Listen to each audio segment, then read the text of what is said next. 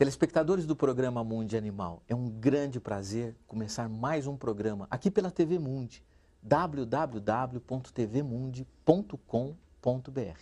Se você tiver alguma dúvida, uma sugestão de pauta, mande um e-mail para a gente, mundianimal@tvmundi.com.br. Bom, hoje o assunto é demais, oncologia veterinária. Será que de fato o número de casos dessa doença está aumentando? Em consultório, a gente vê todos os dias muitos casos de câncer, infelizmente.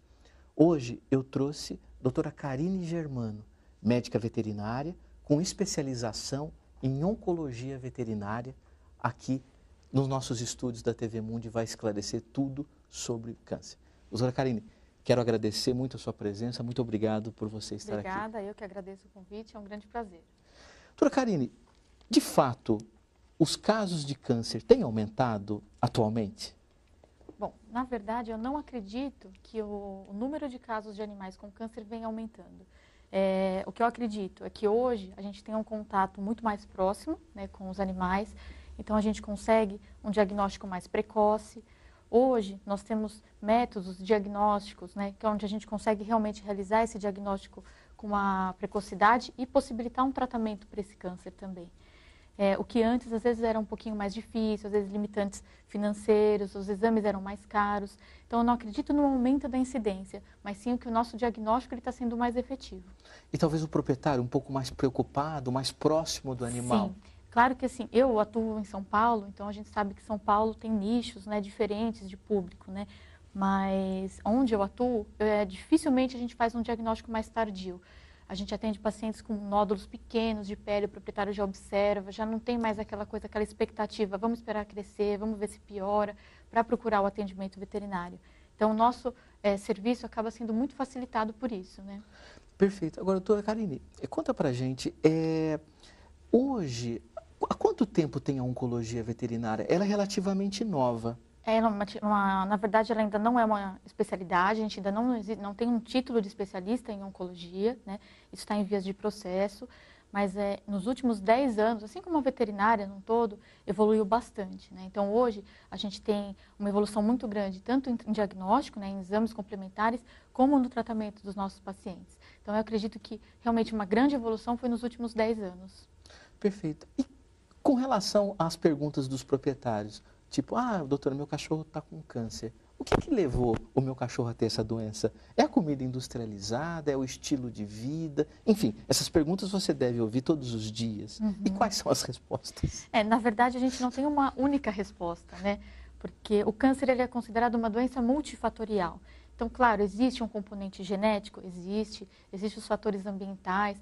Para cada câncer, a gente tem também um fator externo, por exemplo, os tipos de câncer de pele, que a gente tem a incidência solar como um principal start para esse câncer. Então, a gente não consegue dar uma resposta única, mas os proprietários abordam realmente esse tema até para pensar em evitar para um próximo animal. A ração é uma das perguntas que a gente mais ouve realmente, né? Porque hoje, pela rotina dos proprietários, né, é difícil a gente preparar uma dieta caseira, onde a gente consegue selecionar melhor os nutrientes para essa alimentação. Então, hoje não existe nenhuma comprovação de que os animais que se alimentam exclusivamente com ração têm uma incidência maior de câncer. Porém, é uma alimentação industrializada, onde a gente tem alguns componentes químicos. Então, eu não sou contra a dieta caseira, mas também não sou contra a ração, que é uma alimentação balanceada. Então, tem os seus benefícios, sim. Mas os proprietários têm bastante dúvida, principalmente quanto à ração mesmo. Mas ela ainda não é considerada como uma culpada. Entendi. Aliás, nessa questão não tem culpa, especificamente um culpado. Não, não tem culpa. Os proprietários, na verdade, eles buscam aquela coisa, né, de se inocentar ou se culpar. Existe essa tendência, né? Mas no câncer, infelizmente, a gente não consegue estabelecer realmente um causador. Doutora Karine, quais são os tumores que mais ocorrem, os mais incidentes, os mais prevalentes, tanto no cão quanto no gato, na sua rotina? Bom, hoje a gente tem os tumores de pele, né, em especial os mastocitomas, os tumores de mama, né, principalmente aí na cachorra, né, mais frequente ainda do que na gata, e os de origem linfóide, em especial os linfomas. Hoje, na minha rotina, o que a gente mais atende realmente são esses 3 tipos de câncer. Pele, mama e tumores linfáticos. Isso, são os 3 mais comuns. qual que é a abordagem terapêutica? A radioterapia para animais, a quimioterapia, enfim, quais os tratamentos que estão envolvidos?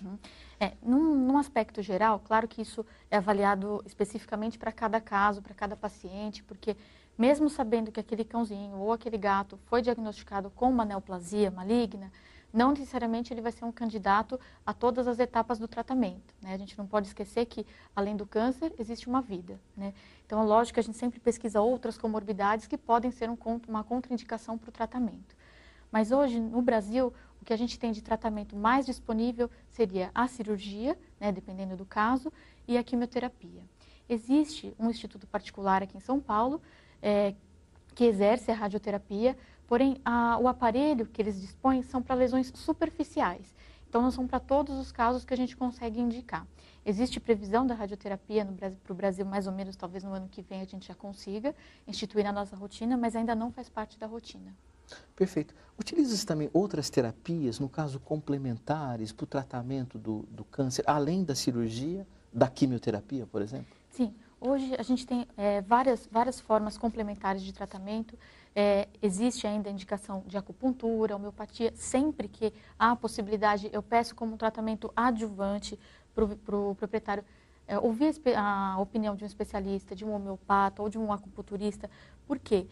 Talvez não tenha tanta, claro, ação efetivamente no câncer, mas ajuda as comorbidades que trazem esse câncer. Por exemplo, o controle da dor, né? A gente observa também que os animais que passam por um tratamento homeopático têm menos efeitos adversos com a quimioterapia. Então, ajuda o animal a passar melhor por esse tratamento. Então, sempre que possível, eu indico uma associação, sim. Aliás, falando a palavra câncer e quimioterapia, o proprietário quase cai duro do lado, assim, ai doutor, vai cair o pelo. Enfim, quais são os mitos e as verdades, de fato, de uma quimioterapia ou de um tratamento para o câncer? Bom, na verdade, quando a gente aborda a palavra quimioterapia, o proprietário já fica muito assustado, né? Por quê? Quando a gente fala nesse tipo de tratamento, a gente tem aquela imagem do ser humano que faz quimioterapia, né? Então, a gente tem a imagem de uma pessoa debilitada, prostrada, internada, muitas vezes com náusea, não tendo possibilidade de se alimentar de tanto enjoo, né? Então, isso é uma coisa que assusta muito os proprietários quando a gente aborda a quimioterapia. Mas nos cães e nos gatos, ainda bem que não é dessa forma. Então, eles toleram muito melhor a quimioterapia do que os seres humanos. A gente não sabe ainda dizer exatamente o motivo. Claro que existem efeitos psicológicos ligados a tudo isso, que o animal não sabe que vai passar por uma quimioterapia. Então, a gente acredita também que isso contribua para não se ter tantos efeitos adversos. Mas, se a gente for falar em porcentagem, em torno de 10 a 15% dos animais apresentam efeitos colaterais que os proprietários conseguem nos relatar.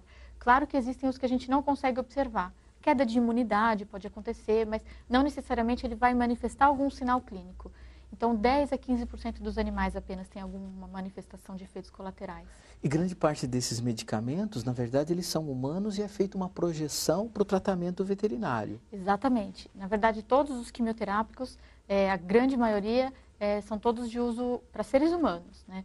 Existe ajuste hoje de dose, claro, tudo especificamente voltado para os animais, mas são todos de uso humano. Interessante essa questão psicológica e emocional do animal não ter consciência do que ele tem. Talvez para a nossa espécie o ideal seria, então, talvez não saber do grau de malignidade de uma doença. Sim, e existem alguns estudos que mostram realmente que isso acontece na medicina, né? Às vezes pessoas que entram em estudos duplo cego, que não sabem se estão tomando quimioterapia ou não, e pessoas que tomam apenas o soro têm náusea, têm vômito. Então isso é comprovado, que existe realmente uma psicossomatização dos efeitos colaterais. Então eu acho que isso é um grande aliado nosso no nosso tratamento quimioterápico. Nossa, é um poder da mente, né? Sim. Nossa mente, é o que eu costumo falar para os proprietários, ela consegue levar a gente lá para cima, mas também o contrário, né? É bem difícil trabalhar com isso. O mesmo poder que sobe é o mesmo que desce. Exatamente. Legal, eu gostaria de abordar melhor esse tema. Inclusive, eu acho também que o oncologista, de alguma forma, aliás, eu tenho um irmão oncologista humano, aliás, ele é quimioterapeuta, por coincidência, e eu acho que o grande papel desse profissional também é do ponto de vista psicológico, né? Eu acho que ele, antes de tudo, ele é um psicólogo, né? No geral, o veterinário é um psicólogo, né? Ele faz uma abordagem, com certeza, da pessoa para chegar no animal, né? Então, eu gostaria de abordar melhor como você convence, concorda, enfim, explana essa questão do câncer e da quimioterapia, que são assuntos tão delicados, né? Para o próximo bloco. Vamos ao nosso intervalo comercial, assunto interessantíssimo, e já já nós vamos conversar novamente com a doutora Karine Germano, que vai explicar para a gente como ela aborda o proprietário do animal com temas tão delicados como a quimioterapia e o câncer. Voltamos já já.